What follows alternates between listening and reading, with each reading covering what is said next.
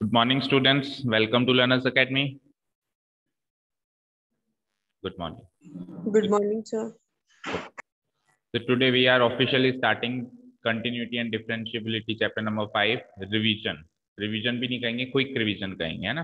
तो हम जल्दी जल्दी सारे टॉपिक्स को रिकॉल करेंगे। ठीक है, इस क्लास में कुछ भी पढ़ाया नहीं जाएगा। पढ़ाने का मतलब है कि समझाया नहीं जाएगा, एक्सप्लेनेशन नहीं होगी, रिकॉल करेंगे क्या क्या था। ठीक है, कोई भी टॉपिक आपको किसी भी पॉइंट पे समझने में नहीं आए, एक आप आपके पास एक लिस्ट रखो, एक कागज रखो, कुछ भी रखो, रफ नोटबुक रखो। जैसे ही हम पढ़ा रहे हैं, रिकॉल करवा रहे हैं और आपको कुछ भी डाउट लग रही है कि हाँ सर ये चीज समझ में नहीं आई, तो आप नोट करते जाओ। आप आपकी आपकी कमियां नोट करते जाओ कि इस टॉपिक में मुझे दिक्कत है, इस टॉपिक में मुझे दिक्कत है, इस टॉपिक में मुझे दिक्कत है ना। उसको फिर क्या करेंगे, जैसे एक दो एक्सरसाइज खत्म हुई या आज के आज ही कर सकते हो, जैसे आज की कमियां नोट कर ली। अब आपके पास दो तरीके हैं। एक तरीका है पुरानी वीडियो, आपके पास प्ले लिस्ट है पूरी, है ना। प्ले लिस्ट पे जाके या टेलीग्राम पे भी आप ऊपर स्क्रॉल करके जा सकते हो। चलो टेलीग्राम पे बहुत पीछे चला गया वो, तो आप प्ले लिस्ट पे जा सकते हो यूट्यूब पे, है ना। रिकॉल कर सकते हो फास्ट फॉरवर्ड करके। फिर भी ना समझ में आए तो आप मेरे को स्नैपशॉट कर सकते हो कि सर यहाँ पे समझ नहीं आ रहा है। लेकिन आज की कमी आज ही दूर करनी पड़ेगी, because the chapter is very lengthy, right. अगर इकट्ठे करते गए कमियां तो चैप्टर के एंड में ये होगा, जो चैप्टर के स्टार्टिंग में पोजीशन है, जो चैप्टर के स्टार्टिंग में पोजीशन है वही पोजीशन चैप्टर के एंड में होगी, ऑब्वियसली होगी।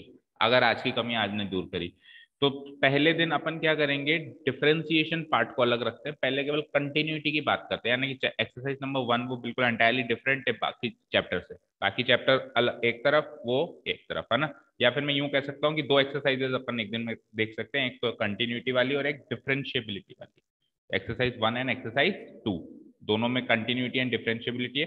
एक्चुअल तो एक्सरसाइज 3 से शुरू हुआ है, जो एक्चुअल डिफरेंशिएशन है वो कहां से शुरू हुआ है, एक्सरसाइज 3 से। फिर अपन बाकी डिफरेंशिएशन वाला पार्ट, उसके सारे फॉर्मूले एक बार रिवाइज कर सकते हैं।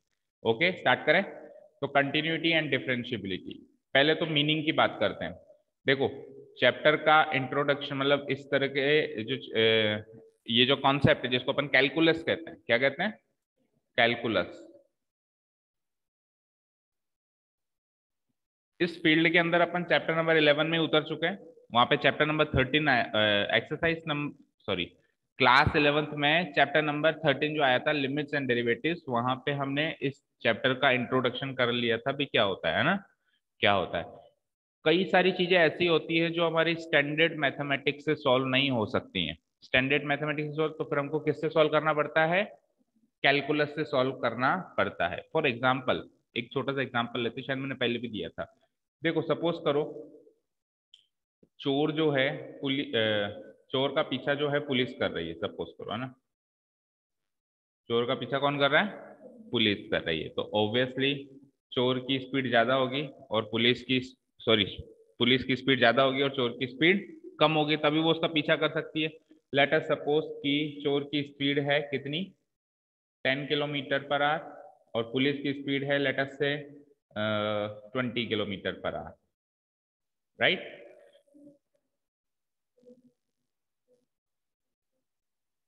स्टार्ट उसने बाद में किया ना। अब अगर कम होगी तो पकड़ ही नहीं पाएगी कभी उसको। वो पीछे इसलिए क्योंकि उसने स्टार्ट उससे पीछे किया, वो उससे ऑलरेडी आगे था, भागना उसने जब शुरू किया तो पुलिस पीछे थी और चोर आगे थी। अब उसको पकड़ेगी कैसे, पकड़ने के लिए तो उसकी स्पीड ज्यादा करनी पड़ेगी ना। अगर उसकी स्पीड हमने कम कर दी फिर तो कभी पकड़ ही नहीं पाएगी, ये गैप बढ़ता जाएगा। फिर तो ये गैप कम कैसे होगा उनके बीच का, जब इसकी स्पीड ज्यादा और उसकी स्पीड कम होगी। अगर अपन ने उसकी स्पीड और कम कर दी तो फिर तो गैप उल्टा बढ़ता जाएगा, पकड़ ही नहीं पाएगी। ठीक है, तो अगर अपन स्टैंडर्ड मैथमेटिक्स से सोचें, अगर अपन स्टैंडर्ड मैथमेटिक्स से सोचें तो 1 घंटे बाद, मान लो ये अभी इन दोनों के बीच में लेट अस सपोज अभी कितना गैप है, लेट अस सपोज इन दोनों के बीच में अभी 100 किलोमीटर का गैप है। कितने किलोमीटर का गैप है, 100 किलोमीटर। तो 1 घंटे के बाद ये कहाँ पहुंचेगा, 1 घंटे के बाद ये जहां पहुंचेगा, अभी 100 किलोमीटर का गैप है, तो 1 घंटे के बाद गैप 110 किलोमीटर हो जाएगा, क्योंकि 10 किलोमीटर ये भाग लेगा, 10 किलोमीटर ये भाग लेगा, और लेकिन 20 किलोमीटर वो भी भाग लेगा। तो 110 माइनस 20, यानी कि गैप कितना रह गया, 90 किलोमीटर। फिर 1 घंटे के बाद जो गैप है वो क्या हो जाएगा, 90, 10 तो ये दौड़ लेगा और 20 वो दौड़ लेगा, तो गैप कितना रह जाएगा, 80। ठीक है, इस तरीके से अगर अपन गैप कम करते चले तो लास्ट मोमेंट में क्या आएगा, सपोज करो लास्ट मोमेंट में उनके बीच का गैप कितना है, लेट अस सपोज उनके बीच का गैप है, सपोज करो 15, सपोज करो 15, तो 5 या 10 किलोमीटर मान लो, है ना। तो 1 घंटे के बाद फिर ये 10 और चला गया 20, और 20 वो चला गया 20। तो प्रैक्टिकली हम देख रहे हैं कि वो उसको पकड़ पा रहा है, प्रैक्टिकली हम क्या देख रहे हैं, वो उसको पकड़ पा रहा है। लेकिन वो थोड़ी ना 10 किलोमीटर जाके रुक गया होगा कि आजा पकड़ ले मुझे। 10 किलोमीटर वो चल के थोड़ा ना रुक चुका होगा कि आजा मुझे पकड़ ले, मैं खड़ा हूं। वो भी चल रहा होगा, वो भी उस मोमेंट पे भी वो चल रहा होगा, और उस मोमेंट पे ये भी चल रहा होगा। तो स्टैंडर्ड मैथमेटिक्स से क्या होगा, उसको कभी पकड़ नहीं पाएगा, क्योंकि वो रुका ही नहीं, क्योंकि वो तो रुका ही नहीं। अपन अगले 1 मिनट पे देखें तो अगले 1 मिनट पे वापस वो थोड़ा सा जाता है, फिर अगर अपन अगले 1 मिनट पे देखें तो वापस वो थोड़ा सा जाता है। तो ये गैप तो कभी कम हो ही नहीं पाएगा इस तरीके से, तो स्टैंडर्ड मैथमेटिक्स से। तो इस तरह के प्रॉब्लम्स को सॉल्व करने के लिए किसका इंट्रोडक्शन किया गया, कैलकुलस। किसका इंट्रोडक्शन किया गया, कैलकुलस, जो हमने जिसका एक चैप्टर क्लास 11th में सीखा था, जिसका नाम था लिमिट्स एंड डेरिवेटिव्स। लिमिट का मतलब क्या होता है, लिमिट का मतलब होता है कि कोई जो अपन सपोज करो मैं लिमिट निकाल रहा हूं किसी एफ एक्स नाम के फंक्शन की, मैं क्या निकाल रहा हूं, लिमिट किसी एफ एक्स नाम के फंक्शन की। तो लिमिट का मतलब ये होता है कि ये एफ एक्स जो फंक्शन है ये किस और जा रहा है, ये किस और जा रहा है। जैसे मैंने यहाँ पे लिख दिया x टेंड्स टू a, तो इस पूरी बात का मतलब क्या होता है, इस पूरी बात का मतलब ये होता है कि अगर x a की तरफ जा रहा है तो एफ एक्स किस ओर जाएगा। समझ में आई बात, समझ में आई। अगर x a की तरफ टेंडिंग है, x is tending towards a, तो एफ एक्स कहाँ जाएगा, एफ एक्स कहाँ जाएगा। ये होता है लिमिट का मतलब। ये क्या होता है, लिमिट का मतलब होता है। ठीक है, क्लियर है। अब क्या होता है, मोस्ट ऑफ द केसेस में x टेंडिंग टुवर्ड्स a है ना, तो हम ये x की a वैल्यू यहाँ पे पुटअप कर देते हैं। क्या कर देते हैं, यहाँ पे पुटअप कर देते हैं। और आंसर अगर एक डिफाइंड वैल्यू आ रही है तब तक तो ठीक है, लेकिन आंसर इस फॉर्म में नहीं आना चाहिए। किस फॉर्म में, 0/0 या फिर ∞/∞। इस फॉर्म में आंसर नहीं आना चाहिए। अगर इस फॉर्म में आंसर आ जाता है तो हमको दूसरी बातें सोचनी पड़ती है, हमको क्या करना पड़ता है, दूसरी बातें सोचनी पड़ती है। चलो बात करते हैं हम कंटिन्यूटी। कंटिन्यूटी का सीधा सीधा मतलब है कि ग्राफ अगर बिल्कुल कंटिन्यूअस है, बिना पेन उठाए ड्रॉ कर पाते हो आप किसी पर्टिकुलर इंटरवल में, तो मैं क्या कह दूंगा, इस इंटरवल में ये जो फंक्शन है ये कंटिन्यूअस है। क्या कह दूंगा, इस इंटरवल में ये फंक्शन कंटिन्यूअस है। दूसरा एग्जांपल, सपोज करो वो ब्रेक हो गया लाइक दिस, तो मैं क्या कहूंगा कि ये फंक्शन कंटिन्यूअस नहीं है। हाँ, इस इंटरवल में तो है कंटिन्यूअस, इस इंटरवल में भी है continuous, but overall this interval में वो कंटिन्यूअस नहीं है। समझ में आया, कंटिन्यूअस एंड डिसकंटिन्यूअस, सिंपल सी बात है। जब ब्रेक हो जाए तो वो डिसकंटिन्यूअस है, और अगर ब्रेक ना हो तो वो कंटिन्यूअस है। ठीक है जी। अब बात करते हैं डिफरेंशिएबिलिटी। तो डिफरेंशिएट कंटिन्यूटी का साधारण मतलब समझ गए, सीधा और सादा मतलब क्या होता है, सीधा सादा मतलब कि मतलब ज्योमेट्रिकल मीनिंग। ज्योमेट्रिकल मीनिंग क्या हुआ कि ग्राफ अगर कंटिन्यूअस है, उसका ग्राफ बिना पेन उठाए ड्रॉ किया जा सकता है, तब तो वो कंटिन्यूअस है, अदरवाइज वो डिसकंटिन्यूअस। ये सीधा साधारण मतलब है उसका। ठीक है, डिफरेंशिएबिलिटी का सीधा साधारण मतलब क्या होता है, हाँ, डिफरेंशिएबिलिटी का सीधा साधा मतलब ये है बेटा कि अगर किसी एक पर्टिकुलर पॉइंट पे, किसी एक पर्टिकुलर पॉइंट पे, अच्छा कंटिन्यूटी की भी बात करें तो एक इंटरवल में ना पूछ के एक पॉइंट पे पूछी जाती है कि इस पॉइंट पे कंटिन्यूअस है या नहीं, राइट। तो सपोज करो अभी इसी ग्राफ में मैं अगर आपसे कहूं कि मुझे बताओ कि इस पॉइंट पे ये ग्राफ कंटिन्यूअस है क्या, आप कहोगे बिल्कुल, क्योंकि इस पॉइंट से पेन उठाने की जरूरत नहीं पड़ी। लेकिन मान लो ये यहाँ पे ब्रेक हो गया और मैंने कहा इस पॉइंट पे बताओ कंटिन्यूअस है क्या, आप कहोगे नहीं है, क्योंकि इस पॉइंट पे पेन उठाने की जरूरत पड़ रही है, या इस पॉइंट पे भी पेन उठाने की जरूरत पड़ रही है ना। तो कंटिन्यूटी हमेशा किसी एक पॉइंट की के रेफरेंस में बात की जाती है कि इस पॉइंट पे वो कंटिन्यूअस है या नहीं। और अगर मान लो पॉइंट ना दे, अगर मान लो पॉइंट ना दे, सिंपली बात करें कि कंटिन्यूअस है या नहीं है, दैट मीन्स उसकी डोमेन में जितने भी पॉइंट्स हैं, फिर हर एक पॉइंट पे चेक करना है कि वो कंटिन्यूअस है या नहीं है। सिंपल सी बात है। ठीक है जी। चलो अब बात कर रहे थे अपन डिफरेंशिएबिलिटी। तो डिफरेंशिएबिलिटी का ज्योमेट्रिक मीनिंग क्या होता है, जिस पॉइंट पर टेंजेंट ड्रॉ किया जा सके, जिस पॉइंट पर टेंजेंट ड्रॉ किया जा सके उस पॉइंट पे वो फंक्शन डिफरेंशिएबल होता है। ये सीधा साधारण मतलब है डिफरेंशिएबिलिटी का। समझ आया? जिस पॉइंट पे क्या ड्रॉ किया जा सके, टेंजेंट ड्रॉ किया जा सके, वहां पे वो फंक्शन कंटिन्यूअस और डिफरेंशिएबल होगा। अब आप खुद कॉमन सेंस से सोचो कि कहां कहां पे टेंजेंट ड्रॉ नहीं कर सकते। अच्छा, टेंजेंट का मतलब यूनिक टेंजेंट है। टेंजेंट का मतलब क्या है? यूनिक टेंजेंट है। मतलब ये एक टेंजेंट ड्रॉ कर लिया, इसके अलावा और कोई टेंजेंट ड्रॉ नहीं होगा, और कोई होगा तो एक इस जैसा ही होगा, कोई अलग टेंजेंट ड्रॉ नहीं हो सकता। ठीक है, जैसे इस पॉइंट पे भी एक ये यूनिक टेंजेंट ड्रॉ हो रहा है, इस पॉइंट पे भी ये एक यूनिक टेंजेंट क्या होता है वैसे? जो सेंटर के साथ मतलब रेडियस के साथ 90 डिग्री का एंगल बनाए, यही होता है।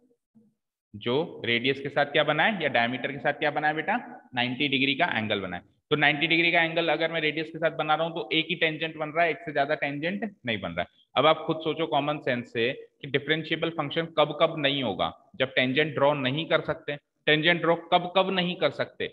सबसे पहली चीज अगर किसी पॉइंट पे ग्राफ डिसकंटिन्यूअस है। कैसे ड्रॉ करो? अगर किसी पॉइंट पे ग्राफ क्या है तो वहां पे टेंजेंट ड्रॉ नहीं होगा। दूसरी चीज, मान लो ग्राफ तो कंटिन्यूअस है, ग्राफ तो कंटिन्यूअस है, बट शार्प टर्न है। क्या है? शार्प टर्न है। तो शार्प टर्न पे भी आप टेंजेंट का यूनिक नहीं ड्रॉ कर पाओगे। समझ में आ रही है बात? एक तो शार्प टर्न पे नहीं कर पाओगे, और एक जहां पे फंक्शन डिसकंटिन्यूअस है वहां पे नहीं कर पाओगे। इन दो जगह पे अपन टेंजेंट ड्रॉ नहीं कर सकते। तो जनरल बात कर रहे हैं तो इन दो जगहों पे या इन दो पॉइंट्स पे, इस तरह के पॉइंट्स पे फंक्शन कभी भी डिफरेंशिएबल नहीं होता है, क्योंकि डिफरेंशिएबिलिटी का मतलब ये है कि जहां पे टेंजेंट यूनिक टेंजेंट ड्रॉ किया जा सके। तो इन दो बातों से एक चीज साबित होती है, देखो ट्रू फॉल्स और स्टेटमेंट असर्शन टाइप में एक क्वेश्चन आ सकता है कि अगर फंक्शन कंटिन्यूअस है, अगर फंक्शन कंटिन्यूअस है तो वो डिफरेंशिएबल भी होगा। अगर फंक्शन कंटिन्यूअस है तो वो डिफरेंशिएबल भी होगा, और अगर फंक्शन डिफरेंशिएबल है तो वो कंटिन्यूअस भी होगा। अगर फंक्शन डिफरेंशिएबल है तो वो कंटिन्यूअस भी होगा। आप बताओ दोनों में से कौन सी बातें ट्रू है और कौन सी फॉल्स है? दोनों ट्रू है या दोनों फॉल्स है? नीचे वाली तो ट्रू है। ओके, अच्छा, ऑब्वियसली एट ए पॉइंट की बात हो रही है, continuous at A point, differentiable at that point, differentiable eight A point and continuous at that point. किसी एक पॉइंट की बात हो रही है। हाँ, तो अगर कोई फंक्शन एक पॉइंट पे कंटिन्यूअस है तो 100% वो उस पर डिफरेंशिएबल होगा क्या? हो भी सकता है, नो सर। नहीं भी हो सकता है। फॉर एग्जाम्पल ये जो एग्जाम्पल आपको दिख रहा है, यहाँ पे ये कंटिन्यूअस है लेकिन यहाँ पे ये डिफरेंशिएबल नहीं है, क्योंकि कंटिन्यूअस होने के बाद अगर शार्प टर्न ले रहा है तो वो कंटिन्यूअस तो है बट वो डिफरेंशिएबल नहीं है। तो ये बात हो भी सकती है सही, और हम गलत भी हो सकती है। ऑलवेज ट्रू नहीं होगी, ऑलवेज ट्रू नहीं होगी। ट्रू हो सकती है या फॉल्स भी हो सकती है। अगर केवल ट्रू लिखा रहे तो आप कहोगे कि कैन नॉट बी डिटरमाइंड या कांट से या डेटा इनसफिशिएंट, लेकिन अगर ऑलवेज ट्रू लिख दिया तो फिर आप कहोगे फॉल्स है। ये बात हमेशा। देखो, पार्शियली ट्रू का मतलब, पार्शियली ट्रू किसी का आंसर होता ही नहीं है कभी भी। पार्शियली ट्रू तो एक ऐसा ऑप्शन है जो किसी के क्वेश्चन के साथ जस्टिफाई कर ही नहीं सकते हो। पार्शियली ट्रू का मतलब क्या होता है कि आपने जो बात कही है वो आधी सच है और आधी गलत है, आधी सच है और आधी गलत है। अब मैंने कहा ऑलवेज ट्रू, तो ये बात तो पूरी गलत है। इस बात का तो कोई सा भी रत्ती भर हिस्सा भी सही नहीं है ना। अब मैंने कह दिया सिंपली ट्रू, मैंने कह दिया सिंपली ट्रू, तो सिंपली वो बात सच है। सच और झूठ का पता तो तब लगता है ना जब सारी बातें पता हो। मैंने कहा कि वो बात सच है तो उसकी बाकी चीजें तो दो सर। तो आंसर वहां पे आता है कांट से या कैन नॉट बी डिटरमाइंड। हम्म देखो, एक चीज नहीं दे रखी ना कि कंटिन्यूअस तो है लेकिन शार्प टर्न है या नहीं है। ये सबसे इंपॉर्टेंट फैक्टर है ना जो उन्होंने नहीं दे रखा। अभी तक अपन ने जितने भी क्वेश्चन किए किसी में पार्शियली ट्रू आंसर नहीं आ पाया है। नहीं आ पाया ना, जबरदस्ती कंफ्यूज करने के लिए होते, एक आंसर बन ही नहीं सकता कभी मैथमेटिक्स में। तो मैथमेटिक्स में तो ये आंसर बन ही नहीं सकता, या तो बात सच होगी या झूठ होगी, या फिर क्या होगा कि इंफॉर्मेशन इनसफिशिएंट होगी। ठीक है, क्लियर है? पार्शियली ट्रू मत टिक करके आना, आप ये चेक करना ऑलवेज वर्ड लगा हुआ है तो ट्रू या फॉल्स, ऑलवेज वर्ड नहीं लगा हुआ है तो कांट से या कैन नॉट बी डिटरमाइंड। ठीक है, क्लियर? अच्छा, सेकेंड बात, अगर फंक्शन डिफरेंशिएबल है तो वो 100% कंटिन्यूस होगा। ये बात हमेशा सच होगी, ये बात हमेशा सच होगी, क्योंकि टेंजेंट ड्रॉ कर पाए तो ऑब्वियसली फंक्शन टूटा हुआ तो नहीं रहा होगा ना वहां पे, तभी तो टेंजेंट ड्रॉ कर पाए, कंटिन्यूअस तो रहा ही होगा। ठीक है जी, ये क्वेश्चन तैयार हो गया आपका। इसकी ऐसा क्वेश्चन आने के चांसेस हैं स्टेटमेंट असर्शन पे कि कंटिन्यूअस है तो डिफरेंशिएबल होगा या नहीं होगा, और डिफरेंशिएबल है तो कंटिन्यूअस होगा या नहीं होगा। Is that clear? अब बात करते हैं, एक एक चीज को उठाते हैं। कंटिन्यूटी चेक करने का हमारे पास बुक के अंदर एक सॉल्यूशन दिया हुआ है, एक तरीका दिया हुआ है कि सपोज करो मुझे कोई फंक्शन है, उसको चेक करना है, इसको चेक करना है कि वो कंटिन्यूअस है या नहीं है किसी पर्टिकुलर ए नाम के पॉइंट पे। x बराबर a पे वो कंटिन्यूअस है या नहीं है, इसको मुझे चेक करना है या प्रूव करना है, जो भी इस तरह प्रूव करो चेक करो इस तरह के क्वेश्चन आएंगे। तो हम क्या करेंगे, हम इस फंक्शन की लिमिटेबल वैल्यू निकालेंगे, ठीक है, और इस फंक्शन की उस पॉइंट पे वैल्यू निकालेंगे। अगर सॉरी उस पॉइंट पे फंक्शन की value that means F of A निकालेंगे। अगर ये दोनों चीजें सेम हैं, देखो मेरी बात सुनो, फंक्शन उस ओर जा रहा है और पहुंच भी उधर ही रहा है, फंक्शन उस ओर जा रहा है जैसे फंक्शन 3 की ओर जा रहा है, और एक्चुअली उस पॉइंट पे पहुंचा भी वो 3 पे ही है, तब तो वो कंटिन्यूअस होगा। फंक्शन उस ओर जा रहा था लेकिन उस पॉइंट पे वो उसकी वैल्यू वो ना होके ये है, तो पेन उठा के उधर जाना पड़ेगा ना, तो डिसकंटिन्यूअस है। For example graphical solution, graphical method से देखो, देखो फंक्शन जा रहा था, मान लो ये 1 है और ये 2 है। फंक्शन जा रहा था किसकी ओर, 1 की ओर। किसकी ओर जा रहा था, x इक्वल्स टू 0 पे फंक्शन कहाँ जा रहा था, 1 की ओर। लेकिन यहां जाते जाते एक्चुअली जब x इक्वल्स टू 0 आया, एक्चुअली जब x इक्वल्स टू 0 आया तो उसकी वैल्यू 2 है ना कि 1। यहाँ पे तो होलो सर्किल बना हुआ है, वहां पे डार्क सर्किल बना हुआ है। होलो सर्किल का मतलब एग्जैक्टली 0 पे उसकी वैल्यू ये नहीं है, वो है। तो जा तो इस ओर रहा था, पहुंच उधर गया, तो ये फंक्शन क्या हो जाएगा, डिसकंटिन्यूअस हो जाएगा। तो लिमिटेबल वैल्यू का मतलब है कहां जा रहा है, जब x ए की जगह चलो मैं 0 लिख देता हूं, है ना, जब x 0 की तरफ जा रहा है, ये x अभी नेगेटिव है, x धीरे धीरे धीरे धीरे धीरे 0 की तरफ जा रहा है, तो फिर उस समय फंक्शन कहां जा रहा है, फंक्शन की वैल्यू कहां जा रही है, 1 की तरफ जा रही है। लेकिन एक्चुअली जब x 0 हुआ तो फंक्शन की वैल्यू 1 नहीं हुई, फंक्शन की वैल्यू क्या हुई, 2 हुई। फंक्शन की वैल्यू जब भी कहूं ना तो समझ लेना y की वैल्यू, फंक्शन की value that means y coordinate की वैल्यू। तो x कोऑर्डिनेट जैसे जैसे 0 की तरफ बढ़ रहा था तो y कोऑर्डिनेट 1 की तरफ बढ़ रहा था, बट एक्चुअली जब वो 0 पे पहुंचा तो y कोऑर्डिनेट 1 ना होके क्या हो गया, 2 हो गया। समझ में आई बात?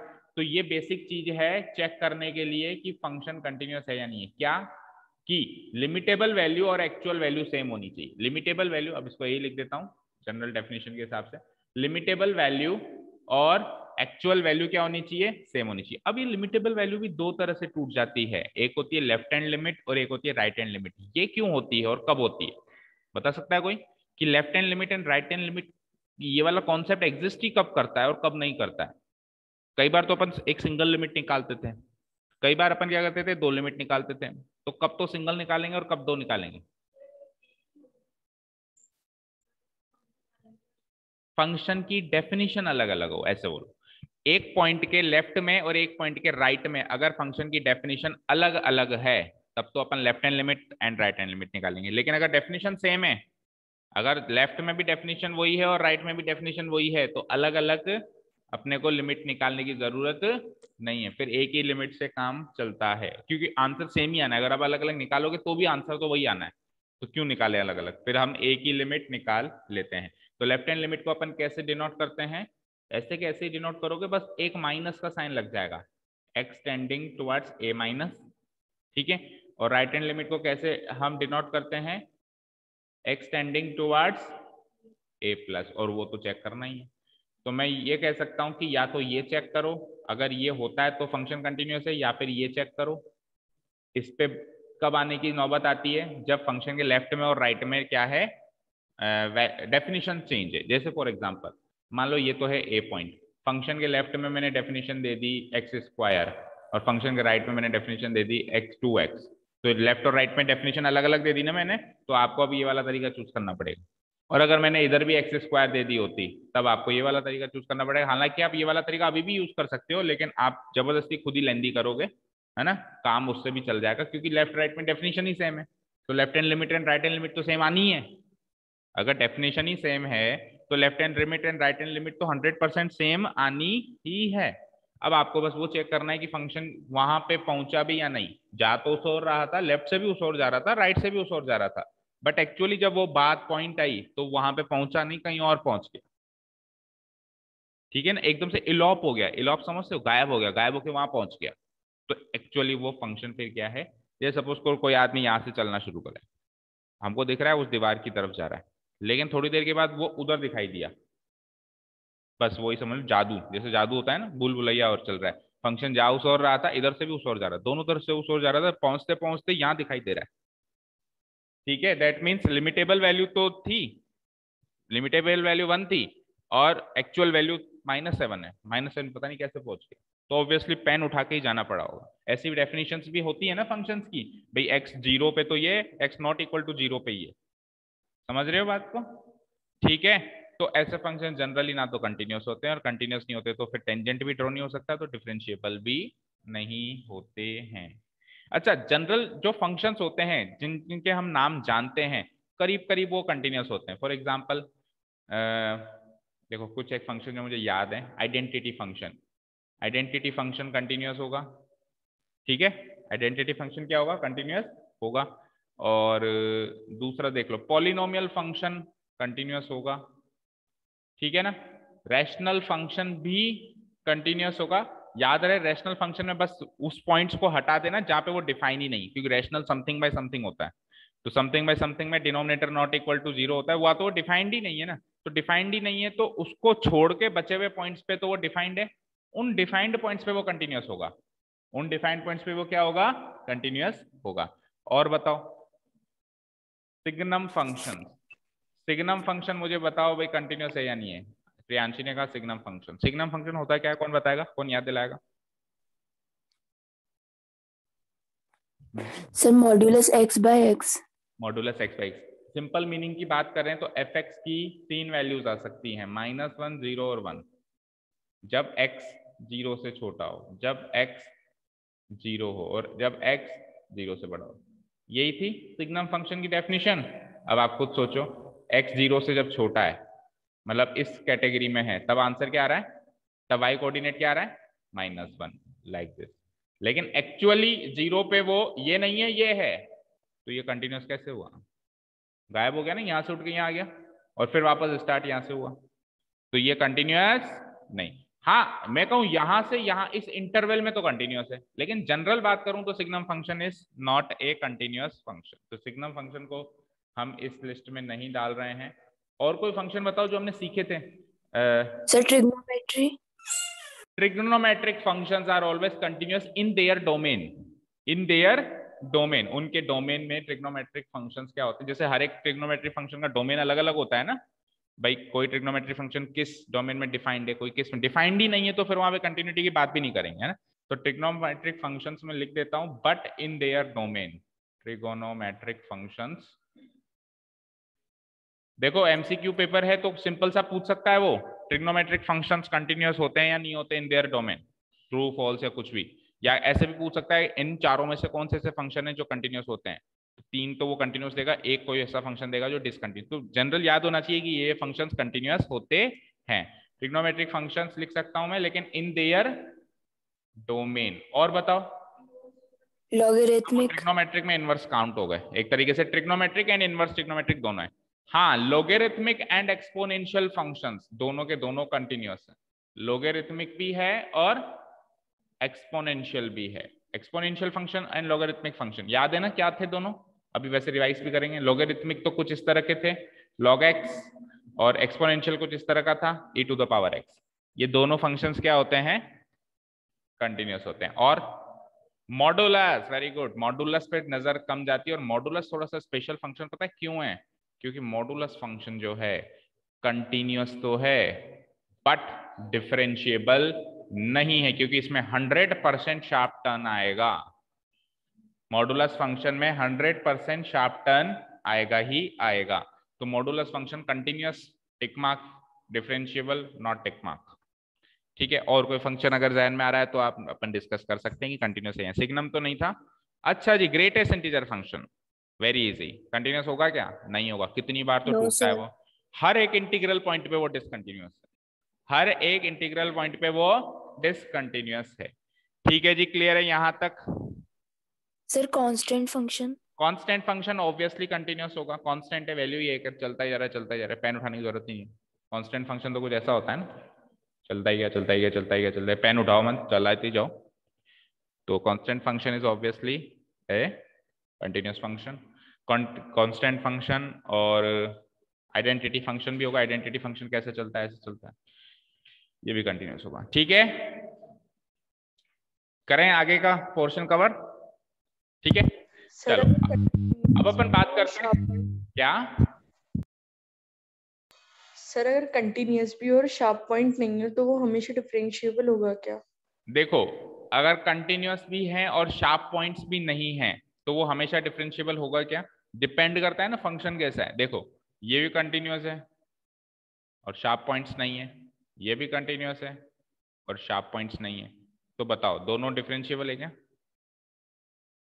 बिल्कुल है, बिल्कुल है। किसी भी पॉइंट पे यूनिक टेंजेंट बनेगी, किसी भी पॉइंट पे यूनिक टेंजेंट बनेगी या नहीं बनेगी? Yes sir. मतलब उसके डेफिनेशन की बात कर रहा हूं, जहां से जहां वो डिफाइंड है, जहां से जहां वो डिफाइंड है ना। अब कुछ फंक्शंस की तो डेफिनेशन पता ही नहीं है ना, सारे रियल नंबर्स उसकी डेफिनेशन में, तो कितना तो नेगेटिव में जाओगे, कितना पॉजिटिव में जाओगे, हमारे स्कोप से बाहर है ना। सबसे छोटा रियल नंबर थोड़ा हम जानते हैं, एंड पॉइंट्स निकालने थोड़ा बैठोगे, ठीक है ना, किसी किसी फंक्शन की डेफिनेशन की बात।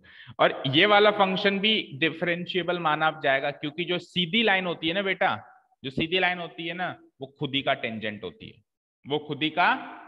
तो इस लाइन का टेंजेंट है ना ये खुद, हर एक पॉइंट पे, इस पॉइंट पे भी ये खुद का टेंजेंट है, इस पॉइंट पे भी ये खुद का टेंजेंट है, जो इस पॉइंट पे भी खुद का टेंजेंट है। तो मैं कह सकता हूं कि जो फंक्शन कंटिन्यूअस भी है साथ में शार्प टर्न भी नहीं है, तो वो 100% क्या होगा? डिफरेंशिएबल होगा। ठीक है तनिषा? ठीक है। अब यस सर। कंटिन्यूटी प्रूव करने के लिए हमको लिमिट्स की जरूरत पड़ेगी, है ना। तो देखो, लिमिट्स, दो तरह की लिमिट्स होती है, लेफ्ट हैंड लिमिट। किसी फंक्शन की लेफ्ट हैंड लिमिट को हम ऐसे डिनोट करते हैं, x tending towards a minus. और किसी फंक्शन की राइट हैंड लिमिट को हम कैसे डिनोट करते हैं? एक्स टेंडिंग टुवर्ड्स, ये एक्स गलत लिखा हुआ है, एक्स कर दो उसको, अगर आपने भी गलत लिखा हुआ है, x tending towards a post. ठीक है। अब कई बार तो क्या है, हम इसको ऐसे ही सॉल्व कर लेते हैं, ए की वैल्यू पुटअप करके। ए माइनस का मतलब है कि ए के लेफ्ट साइड की डेफिनेशन में ए की वैल्यू पुटअप कर दो। ए प्लस का मतलब है कि ए के राइट साइड की डेफिनेशन, डेफिनेशन अलग अलग गिवन है तभी आप ए माइनस ए प्लस कर रहे हो, है ना। डेफिनेशन अलग अलग गिवन है तो आप क्या कर दोगे? राइट साइड की डेफिनेशन में ए की वैल्यू पुटअप कर दोगे। वैल्यू पुटअप करने के बाद बस 0/0 की फॉर्म या इंफिनिटी की फॉर्म नहीं आनी चाहिए, इस बात का हम ख्याल रखते हैं। अच्छा, इसका दूसरा तरीका क्या है कि हम एक्सटेंडिंग टुवर्ड्स ए माइनस की जगह क्या कर देते हैं? एच टेंडिंग टुवर्ड्स जीरो, यानी जीरो के नजदीकी कोई नंबर है ये एच। एच क्या है? जीरो, जीरो ये करीब करीब जीरो, ये जीरो से थोड़ा सा कम या थोड़ा सा ज्यादा है। और वहां पे हम फंक्शन की वैल्यू में क्या रख देते हैं? ए माइनस एच रख देते हैं। क्या रख देते हैं? ए माइनस एच। और राइट हैंड लिमिट के लिए क्या करते हैं? वही एच टेंडिंग टुवर्ड्स जीरो कर देते हैं, लेकिन फंक्शन की जगह हम क्या कर देते हैं? ए प्लस एच। यानी कि ये जो नंबर था ना, ये जो नंबर था ना, सुनो ध्यान से, ये जो नंबर था, अब ध्यान से सुना, मैंने कहा सपोज करो, या इस तरीके से देखो, x जो है 2 की तरफ बढ़ रहा है नेगेटिव साइड से, नेगेटिव साइड से मतलब लेफ्ट साइड से बढ़ रहा है, ठीक है। x जो है 2 की तरफ बढ़ रहा है नेगेटिव साइड से, तो मैं ये कह सकता हूं 2 से जस्ट छोटे वाली जगह पे आके वो रुक गया है। बढ़ रहा है मतलब अभी 2 की तरफ पहुंचा नहीं, तो 2 से कितना कम है? मतलब मामूली सा कम है, 2 से मामूली सा कम है। तो 2 से मामूली सा कम अगर मैं नंबर कम कर दूं उस 2 में से, यानी कि मैंने ये लिखा limit x tending to 2 minus f of x, तो इसका प्रैक्टिकल मीनिंग तो यही हुआ ना कि मैंने x की जगह 2 नहीं रखा है, 2 से मामूली सा एक छोटा सा नंबर कम किया है, छोटा सा। अब छोटे से नंबर को तो आप यही लिखोगे ना, छोटा सा नंबर तो हमेशा टेंडिंग टुवर्ड्स जीरो होगा, तो H tending towards zero, that means H एक बहुत छोटा सा नंबर है, जीरो के नजदीक का नंबर है, उस छोटे से नंबर को 2 में से कम कर दिया। कम क्यों किया? क्योंकि आप लेफ्ट से जा रहे हो, ठीक है, आप 2 पे लेफ्ट से जा रहे हो तो 2 से जस्ट छोटे नंबर पे हो, तो इसलिए मैंने उसमें से वो छोटा सा नंबर क्या कर दिया, माइनस कर दिया, और वो छोटे से नंबर को मैंने एच टेंडिंग टुवर्ड्स जीरो से डिनोट कर दिया। तो कुछ भी रटने की जरूरत है क्या? सब कॉमन सेंस से चल रहा है। यही चीज पॉजिटिव करनी है आपको, मतलब पॉजिटिव का मतलब राइट हैंड साइड से करनी है, तो आप कैसे लिखोगे? Limit x tending towards 2 positive और एफ एक्स, इसको कैसे लिखोगे? 2 से थोड़ा सा ज्यादा हो, आप 2 से थोड़ा सा ज्यादा हो, तो आप 2 के अंदर, आप 2 के अंदर एक छोटा सा नंबर ऐड कर दो। 2 से थोड़ा सा ज्यादा हो ना, तो 2 के अंदर छोटा सा नंबर ऐड कर दो, और उस छोटे से नंबर को आप डिनोट करा दो एच टेंडिंग टुवर्ड्स जीरो। भाई एच जीरो के नजदीक का कोई नंबर है। भाई 2 से छोटा सा नंबर कैसे ऐड कराओगे? मान लो आपने 0.1 ऐड करा दिया। क्या ऐड करा दिया? 0.1 ऐड करा दिया। तो 0.1 जो है जीरो के नजदीक का ही तो नंबर है। छोटा सा नंबर तो हमेशा जीरो के नजदीक का नंबर होगा। मैंने कहा एक छोटा सा नंबर बताओ, सबसे छोटा सा, जितना छोटा बता सकते हो बताओ। तो आप क्या कहोगे? सर जो नंबर जीरो के बिल्कुल नजदीक का होगा वही नंबर सबसे छोटा होता है दुनिया में। समझ में आ रही है ना बात? क्लियर है? तो इसीलिए एच टेंडिंग टुवर्ड्स जीरो कर देते हैं, और वो छोटा सा नंबर उस 2 में जोड़ देते हैं अगर राइट साइड से आ रहे हैं तो, और घटा देते हैं अगर लेफ्ट साइड से आ रहे हैं तो। Is that clear? ठीक है, तो ये होती है लेफ्ट हैंड लिमिट और ये होती है राइट हैंड लिमिट। ये दोनों इक्वल होनी चाहिए, ये दोनों इक्वल होनी चाहिए, और फंक्शन की वैल्यू भी इक्वल होनी चाहिए, तब जाकर कंटिन्यू। देखो the limit of F x exist. अच्छा, कई बार पूछता है कि लिमिट एग्जिस्ट करती है, लिमिट एग्जिस्ट करती है या नहीं करती है, इसका क्या मतलब होता है? लिमिट एग्जिस्ट करती है या नहीं करती है, इसका क्या मतलब होता है? इसका मतलब ये होता है कि फंक्शन लेफ्ट साइड से और राइट साइड से एक ही तरफ जा रहा है कि नहीं जा रहा है। लिमिट एग्जिस्ट करती है या नहीं करती है, इसका क्या मतलब होता है कि उस फंक्शन की लिमिटेबल वैल्यू बताओ, यानी वो फंक्शन किस ओर जा रहा है वो बताओ। तो आप ये बात तो तब करोगे ना जब दोनों तरफ से एक ही ओर जा रहा होगा। जब दोनों तरफ से, मान लो ये फंक्शन इधर से इधर जा रहा है और उधर से उधर जा रहा है, तो मैं ये बात ही नहीं कर सकता ना कि फंक्शन किस ओर जा रहा है, ये तो दो अलग अलग पॉइंट्स पे जा रहा है। तो लिमिट एग्जिस्ट नहीं कर रही है, that means limitable value from left side and right side is different. समझ में आई बात? तो आपसे कई बार अगर ऐसे पूछे कि x बराबर a पर लिमिट एग्जिस्ट करती है या नहीं है, तो आप क्या करोगे? Left hand limit at x equals to a और right hand limit at x equals to a को डिस्कस करोगे, जो आपने अभी अभी सीखा। लेफ्ट हैंड लिमिट ये होती है, राइट हैंड लिमिट ये। अगर ये दोनों चीजें बराबर हैं, दैट मीन्स लेफ्ट साइड से और राइट साइड से फंक्शन एक ही ओर जा रहा है। अब पहुंच भी जाएगा अगर वहां पे, तो फिर वो कंटिन्यूस हो जाएगा। अभी तो जा रहा है, तो लिमिट एग्जिस्ट कर रही है। लिमिट एग्जिस्ट भी करे और जहां पे जा रहा है वहीं पे पहुंच भी जाए, तो फिर वो कंटिन्यूअस है। इन तीनों में से कुछ भी चीज ब्रेक होती है, इन सारी बातों में से कुछ भी चीज ब्रेक हो जाती है बीच में, तो वो कंटिन्यूअस नहीं होगा। ठीक है, आगे बढ़ते हैं। अब कुछ फॉर्मूलाज हैं जिनको रिवाइज करते हैं। सम इंपॉर्टेंट लिमिट इक्वेशंस हैं जो हमने क्लास 11th में भी सीखी थी। ठीक है, इनका डेरिवेशन पे अभी बात नहीं करेंगे, रिकॉल कर रहे हैं सारी चीजें। तो देखो ट्रिग्नोमेट्रिक के केस में एक दो तीसरी एक कोसेक्स वाली भी थी, देखते हैं नीचे है या नहीं, नहीं तो मैं अभी बता देता हूं। नहीं है तो आप चाहो तो लिख लो, ये इंपॉर्टेंट है। वैसे तो है ना वो कोसेक्स वाली साइन एक्स से ही बनी हुई है, पर डायरेक्ट याद कर लो। वो ये है limit x tending towards zero, हाँ 1 minus cos x by x equals to, is equals to zero होता है, लेकिन 1 नहीं होता है, इज इक्वल्स टू जीरो होता है।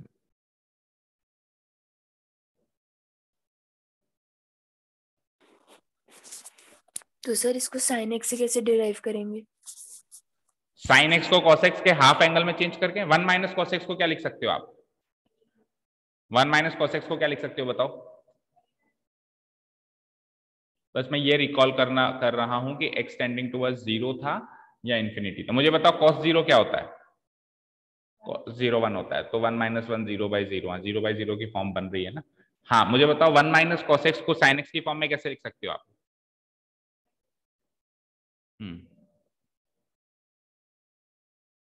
1 माइनस कॉसेक्स को साइन एक्स की फॉर्म में कैसे लिख सकते हो?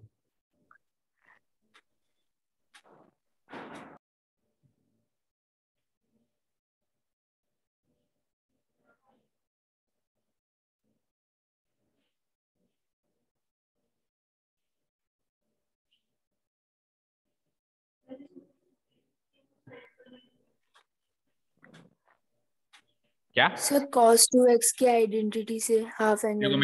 मेरी बात सुन। हाँ, इसको अपन जो भी लिख सकते हैं, 1 माइनस कॉस एक्स को क्या लिख सकते हो? 1 माइनस कॉस एक्स को क्या लिख सकते हो आप? कॉस एक्स को आप लिख सकते हो 2 1 minus 2 sine square x by 2, ये लिखोगे तो 1 माइनस 1 कट जाएगा, तो ये क्या बच जाएगा? 2 साइन स्क्वायर एक्स बाई 2। ठीक है, 2 साइन स्क्वायर एक्स बाई 2 को फिर आप लिख दोगे 2 साइन स्क्वायर एक्स बाई 2 को फिर आप लिख दोगे, ये x से जो नीचे, ये 2 भी नीचे आ जाएगा तो ये जाएगा x बाई 2। फिर आप देखो ये साइन एक्स बाई 2 और डिवाइडेड बाई एक्स बाई 2 वाली फॉर्म बन रही है ना? फिर आगे आगे बोलो।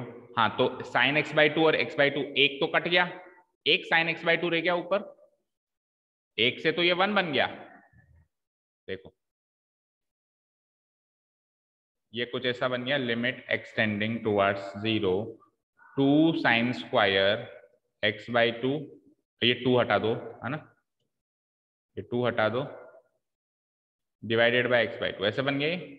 ठीक है, तो इसको मैं कैसे लिख सकता हूँ? लिमिट एक्सटेंडिंग टुवर्ड्स 0, इसको मैं ऐसे लिख सकता हूँ sine x by 2 divided by x by 2, और स्क्वायर था ना तो एक साइन एक्स बाई 2 मैंने अलग रख दिया। ठीक है, अब ये लिमिट इसको भी मिलेगी और उसको भी मिलेगी और बीच में मल्टीप्लाई साइन होगा, ये चीज तो 1 हो गई, और उधर 0 की वैल्यू एज इट इज रख दो। क्यों? उस 0 की वैल्यू एज इट इज इसलिए रख सकता हूँ क्योंकि 0 बाई 0 की फॉर्म बन ही नहीं रही है। इधर तो 0 बाई 0 की फॉर्म बन जाती है, अगर मैं 0 इधर रख देता और 0 इधर रख देता तो 0 बाई 0 की फॉर्म बन जाती, तो मुझे लिमिट इक्वेशन यूज करनी पड़ी। ये तो बन गया 1, उधर मैं 0 एज इट इज रख दूंगा तो 0 बाई 2 क्या होता है? 0, और साइन 0 क्या होता है? 0, तो 0। तो ये तो है डेरिवेशन, बट फिर से मैं रिपीट कर रहा हूँ, ऑब्जेक्टिव पेपर है and we are not here in the revision class to explain the derivation. जल्दी जल्दी फटाफट रिकॉल करो। अब मैं आपको एक शॉर्ट ट्रिक बताऊं लिमिट इक्वेशंस को सॉल्व करने की, क्योंकि ऑब्जेक्टिव पेपर है। ध्यान से सुनो, ध्यान से सुनो। जब भी लिमिट सॉल्व करनी हो ना, क्वेश्चंस में भी लगा सकते हो ये चीज, ध्यान से देखना। ये लिमिट इक्वेशंस याद होनी चाहिए, नो डाउट, वो तो याद तो होनी चाहिए, है ना। अभी अपन फटाफट रिकॉल भी कर लेते हैं। सपोज करो मुझे इसकी वैल्यू चाहिए, अब वो याद होनी चाहिए कि ये 1 होती है, आपको याद होनी चाहिए कि ये क्या होती है? 1 होती है। मान लो भूल गए, क्या करोगे? जो वैल्यू दी हुई है ना उसको एक बार पुटअप करो, इधर इधर। मुझे बताओ साइन 0 क्या होता है और 0 क्या होता है? 0। मैंने क्या कहा था? 0 बाई 0 की फॉर्म नहीं आनी चाहिए, बाकी कुछ भी आ जाए, और इन्फिनिटी बाई इन्फिनिटी की फॉर्म भी नहीं आनी चाहिए, बाकी कुछ भी आ जाए। ठीक है, आ गई, लेकिन आ गई, आ जाए ना तो बेटा क्या करना, डिफरेंशिएशन आता है ना आपको, आप इसको भूल जाओ, इसको आप डिफरेंशिएट कर दो, ऊपर वाले को अलग और नीचे वाले को अलग, ऊपर वाले को अलग और नीचे वाले को अलग। साइन एक्स का डेरिवेटिव क्या होता है? एक्स का डेरिवेटिव क्या होता है? अब आप ये x की वैल्यू 0 पुटअप करो इसमें, cos 0 क्या होता है? 1, 1/1 आंसर।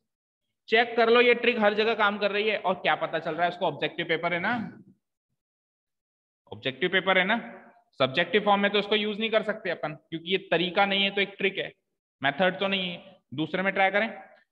अभी सपोज करो मैं 0 यहां पुटअप कर दूं, 10 0 क्या होता है? तो ये तो 0 बाई 10 0 क्या होता है? 10 0 0 होता है, इन्फिनिटी नहीं होता। 0 बाई 0 की फॉर्म आ गई, तो हम क्या करेंगे? पहले क्या,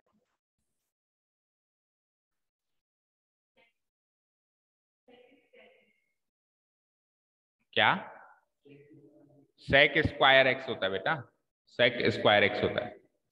हाँ,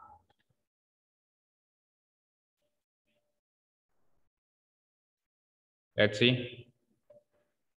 तो वी वर टॉकिंग अबाउट कि 10x का डेरिवेटिव क्या होता है?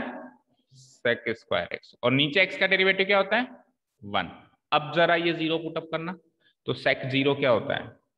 1 होता है, और 1/1 क्या होता है? 1 होता है। मतलब आप हर एक स्टेप में ये वैल्यू पुटअप करो, जब जब 0 बाई 0 या इन्फिनिटी बाई इन्फिनिटी की फॉर्म आ रही है तब तब डिफरेंशिएट करो। मान लो एक स्टेप में हो गया, जैसे अभी तो एक स्टेप में हो रहा है, मान लो कि एक स्टेप डिफरेंशिएट करने के बाद भी 0 बाई 0 की फॉर्म आ जाए, फिर एक स्टेप डिफरेंशिएट करो, करते जाओ करते जाओ, और हर बार डिफरेंशिएट करके फिर वो वैल्यू रख के देखो कि अब सही है क्या।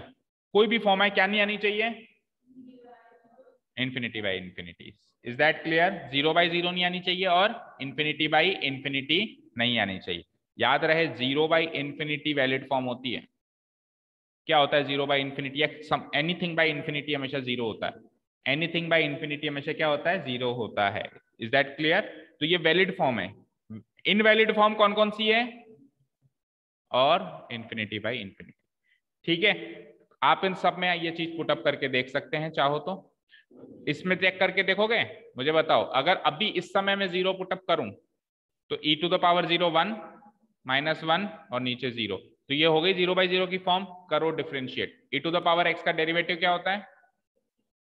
1 का x का, तो ये सब कुछ सॉल्व होके e to the power x आ गया। अब 0 पुटअप करो 1, है ना बढ़िया ट्रिक। सब्जेक्टिव पेपर में भी अगर आप भूल जाओ तो आप आंसर तो एटलीस्ट निकाल सकते हो, फिर मेथड सोचते रहना, मेथड सोचते रहना। एक बार आंसर तो आपको पता होगा कि आंसर इसका ये आना चाहिए।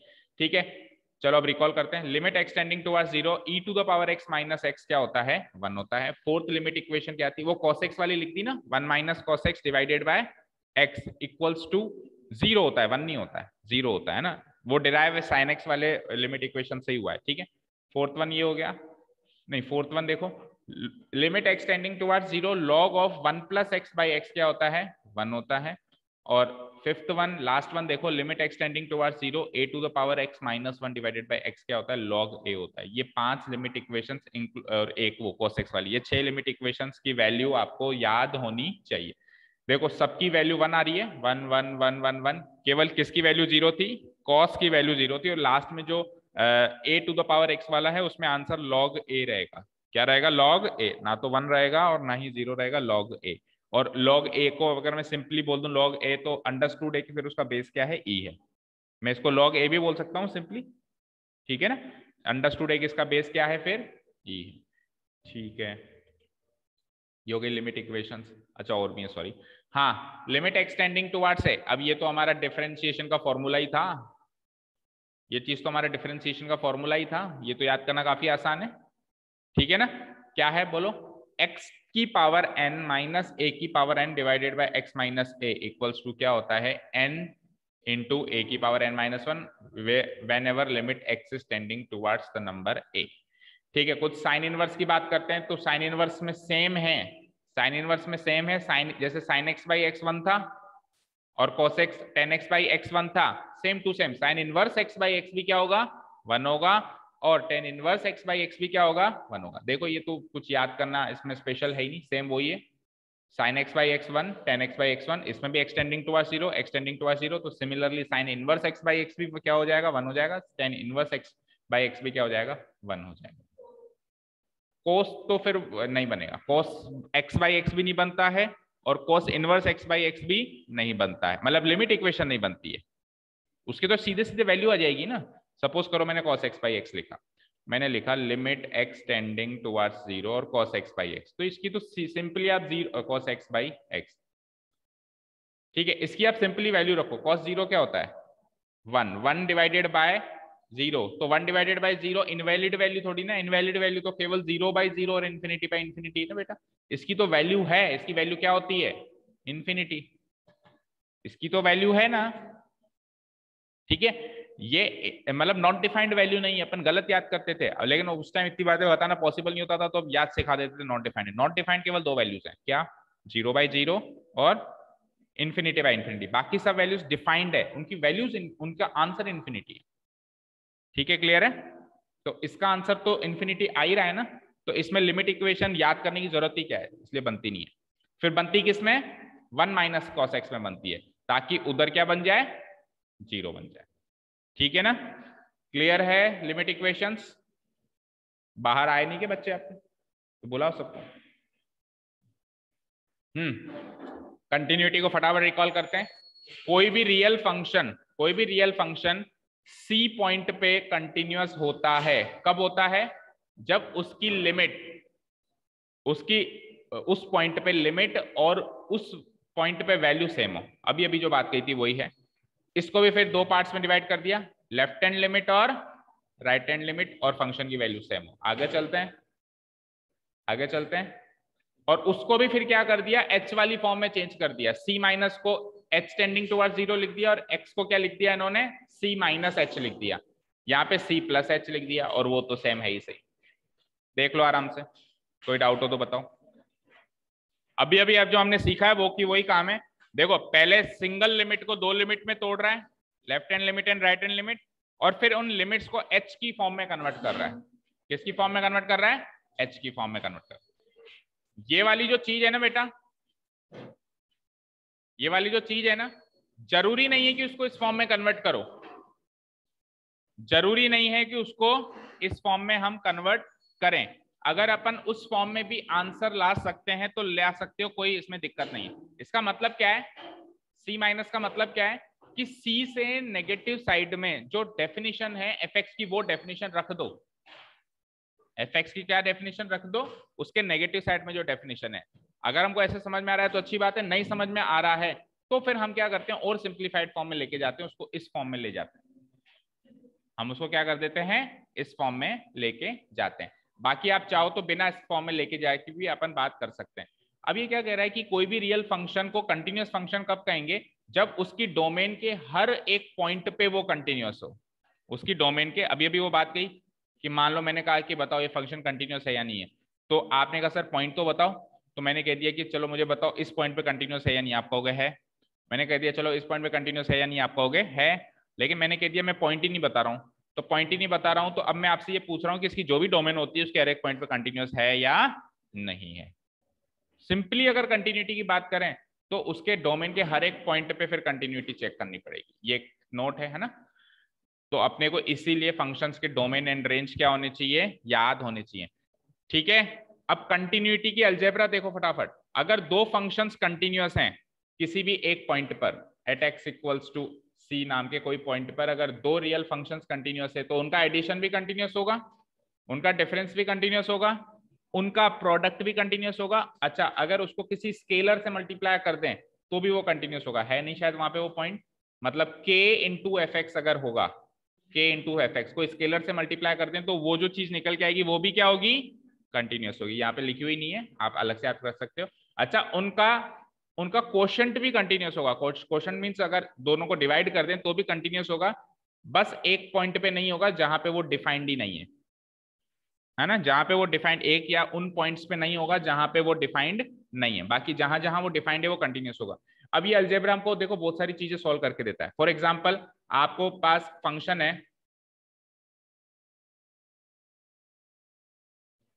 किसी ने पूछा कि ये फंक्शन कंटिन्यूअस है या नहीं है। मुझे पता था एक्सपोनेंशियल फंक्शन कंटिन्यूअस है, मुझे पता था कि ट्रिग्नोमेट्रिक फंक्शन कंटिन्यूअस है, तो दो कंटिन्यूअस फंक्शन का सम कंटिन्यूअस होगा नहीं होगा। अब क्यों हम इसमें ओरिजिनल फॉर्मूला से इसको सॉल्व करें, मतलब इस पूरे ओरिजिनल फॉर्मूला की मैं लेफ्ट हैंड लिमिट निकालूं, पूरे ओरिजिनल फॉर्मूला की मैं राइट हैंड लिमिट निकालूं और उस पॉइंट पे वैल्यू निकालूं और फिर तीनों को इक्वेट करके देखूं, ये तो हो गया ओरिजिनल तरीका। लेकिन मेरे को यही पता है ना कि ये कंटिन्यूअस है, ये कंटिन्यूअस है, तो इनका सम भी कंटिन्यूअस होगा, इनका डिफरेंस भी कंटिन्यूअस होगा, इनका प्रोडक्ट भी कंटिन्यूअस होगा, इनका तो ये अलजेब्रा जो कंटिन्यूटी है ना, ये बहुत सारे क्वेश्चंस को सॉल्व करके देती है। आप अलग अलग कंटिन्यूटी चेक कर लो, आप क्या करो, अलग अलग कंटिन्यूटी चेक कर लो। ठीक है, क्लियर है। जितने भी फंक्शन अभी अपन ने डिस्कस किए थे ना, उन सबका सम डिफरेंस वगैरह सब क्या होगा, कंटिन्यूअस होगा। अब कंपोजिट फंक्शन सुनो ध्यान से। कंपोजिट फंक्शंस क्या सीखा था हमने कि दो फंक्शंस, एक फंक्शन के ऊपर दूसरा फंक्शन लगा हुआ है, इसको हम क्या कहते थे, कंटिन्यूअस फंक्शन कहते थे। गॉफ और फॉग हालांकि कट गया, लेकिन इंट्रोडक्टरी पार्ट तो पता होना चाहिए। तो वो गॉफ फंक्शन भी क्या होगा, कंटिन्यूअस होगा। फॉर एग्जाम्पल मैंने आपको एक फंक्शन दिया, ध्यान से सुनो, साइन एक्स स्क्वायर, आप कहोगे सर ऐसा कैसा फंक्शन दे दिया साइन एक्स स्क्वायर, अब ये कंटिन्यूअस है या नहीं है। मुझे बताओ एक्स स्क्वायर कंटिन्यूअस है because it is a polynomial function, continuous है। और मुझे बताओ साइन एक्स कंटिन्यूअस है क्योंकि ये ट्रिग्नोमेट्रिक फंक्शन है। तो हो क्या रहा है, पॉलिनोमियल के ऊपर ट्रिग्नोमेट्रिक लग रहा है, कंपोजिट फंक्शन हो गया ना। तो एक तरीके से गॉफ और फॉग वाले फंक्शंस हो गए। तो ये फंक्शन भी कुछ सोचना ही नहीं है क्योंकि ऑब्जेक्टिव पेपर है, आपको केवल टिक मार्क करना है। तो ये फंक्शन 100% क्या होगा, कंटिन्यूअस होगा। फंक्शन के ऊपर फंक्शन है, पॉलिनोमियल के ऊपर क्या है, ट्रिग्नोमेट्रिक है, या ट्रिग्नोमेट्रिक के ऊपर पॉलिनोमियल लग जाए like this sign square x, पहले साइन एक्स किया फिर स्क्वायर किया, तो ये भी क्या होगा, 100% क्या होगा, कंटिन्यू। तो ऐसे अगर अपने पास अलजेब्रा ना होता तो सोचो कितने सारे फंक्शन है दुनिया में, किस किस का सोचते और किस किस का याद रखते। लेकिन अब हमारे पास अलजेब्रा मिल गया, अलजेब्रा मिल गया मतलब आपको अलग अलग पता है नहीं फंक्शंस कंटिन्यूअस है, उनका जोड़ भी कंटिन्यूअस है। उनका डिफरेंस भी कंटिन्यूअस है, उनका कंपोजिशन भी कंटिन्यूअस है, उनका कंपोजिशन भी क्या है, कंटिन्यूअस है। ठीक है जी, मैं चाह रहा हूं एक्सरसाइज 1 तक की कुछ हो जाए। चलो डिफरेंशिएबिलिटी आ गई, दैट मींस एक्सरसाइज 1 तक का पार्ट हो गया। एक बार फटाफट से एक्सरसाइज पे आओ।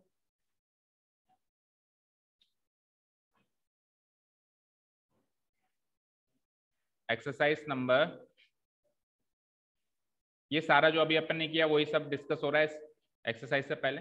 देखो किस तरह के क्वेश्चंस आएंगे, ज्यादातर क्वेश्चंस मैंने देखा है पुराने पेपर्स में इस तरह के आ रहे हैं। किस तरह के, इस तरह के आ रहे हैं, जिसमें क्या कह रहा है वो किसी एक पॉइंट से लेफ्ट में और राइट में डेफिनेशन अलग अलग दे रहा है, और या तो कंटिन्यूटी प्रूव करवा रहा है, या तो कंटिन्यूटी प्रूव करवा रहा है, या खुद दे रहा है कि वो कंटिन्यूअस है, खुद दे रहा है आगे के भी वो कंटिन्यूअस है। जब वो खुद दे रहा है ना आगे के कंटिन्यूअस है, तो वो किसी न किसी मिसिंग पार्ट की वैल्यू पूछ रहा है, जैसे के की वैल्यू बताओ, जैसे सी की वैल्यू बताओ। तो इधर तक तो ये जितने भी क्वेश्चन हैं उसमें तो वो पूछ रहा है आगे के कि कंटिन्यूअस है या नहीं है ना, आपको प्रूव करना है, यानी कि वो left hand limit and right hand limit check करना है। अब ऑब्जेक्टिव में इनका रोल थोड़ा कम हो जाता है, क्योंकि प्रूव के क्वेश्चंस तो आएंगे नहीं, तो ऑब्जेक्टिव में जो ज्यादातर क्वेश्चंस आने के चांसेस हैं वो है नेक्स्ट साइड। कौन से वाले, जैसे कि ये स्टैंडर्ड क्वेश्चन है, बिल्कुल ये और ये, find the value of A and B, और खुद ने कह दिया कि x इक्वल्स टू 3 पे वो कंटिन्यूअस है, खुद ही ने कह दिया कि x इक्वल्स टू 3 पे वो कंटिन्यूअस है।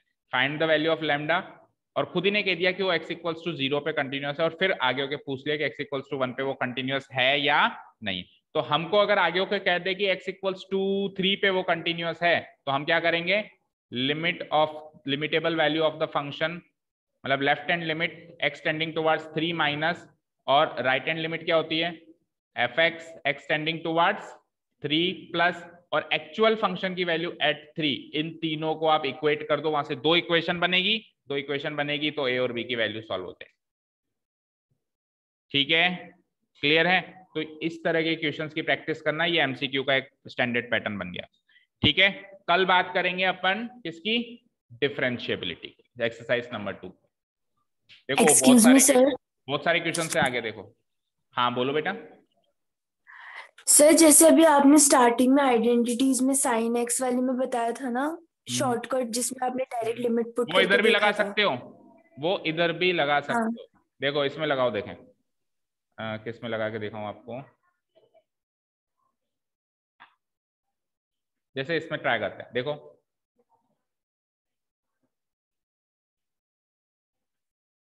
आपने किया x tending towards pi by 2, और फंक्शन क्या है k cos x divided by pi minus, ये x equals to pi by 2 पे कंटिन्यूअस है ना, तो x tending towards pi by 2 कर लेता हूं, और पाई माइनस 2x। अच्छा, left and right hand limit अलग अलग निकालने की जरूरत नहीं है, क्यों, क्योंकि लेफ्ट में भी डेफिनेशन वही है ये वाली, और राइट में भी डेफिनेशन वही है, तो left and right hand limit. अब सपोज करो आप पाई बाय 2 पुटअप करते हो, तो पुटअप करो k into cos pi by 2 divided by pi minus 2 into pi by 2।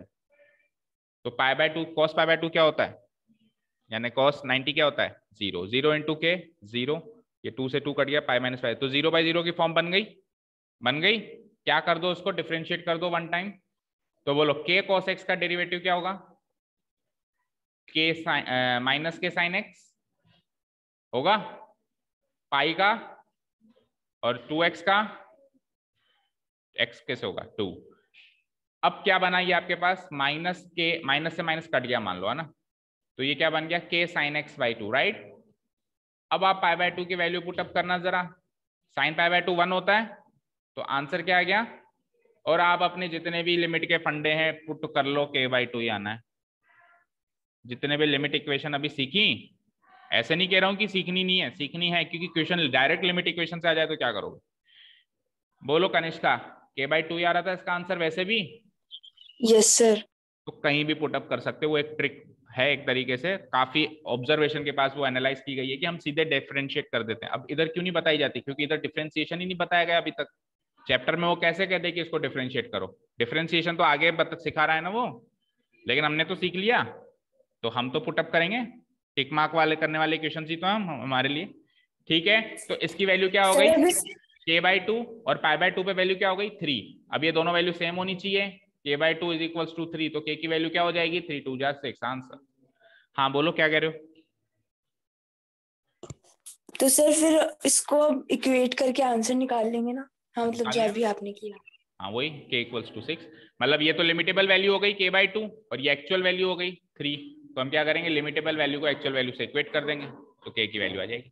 इस तरह के क्वेश्चंस आने के चांसेस आते हैं। ठीक है बेटा, तो thank you so much for listening to us, have a nice day, keep learning. Bye. आज 15 मिनट जल्दी आए, कोशिश करो कल और 15 मिनट जल्दी आए। ठीक है, एक साथ आना शायद पॉसिबल नहीं हो पा रहा। हाँ ठीक है, चलो।